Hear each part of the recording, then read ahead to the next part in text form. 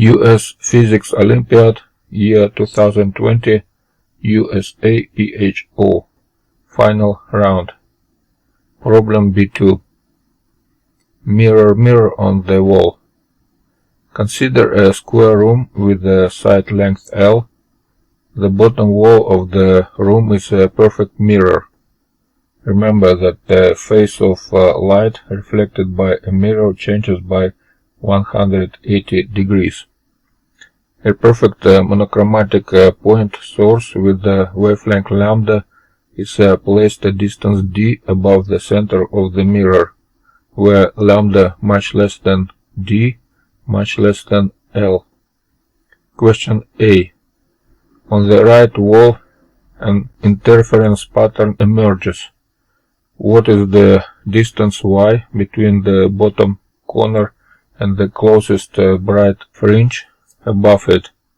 Hint: you may assume lambda much less y, much less L as well.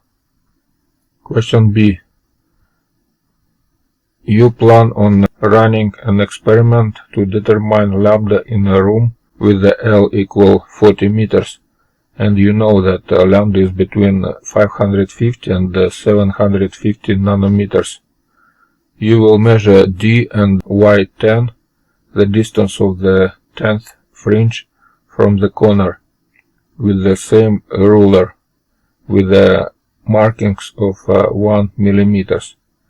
At what d should you place the point source to minimize your error in your lambda measurement? Roughly, what is that minimum error? Question C.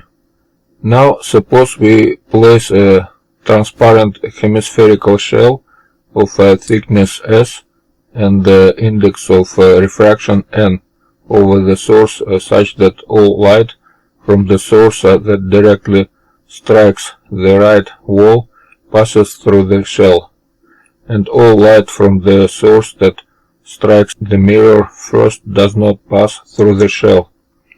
At what y is the fringe closest to the bottommost corner now? You may find it convenient to use x, the largest integer below x. What is the spacing between the fringes now? Ignore any reflections or diffraction from the hemispherical shell. Question D. Now suppose the hemispherical shell is removed and we instead observe the interference pattern on the top wall. To the nearest integer, what is the total number of fringes that appear on the top wall?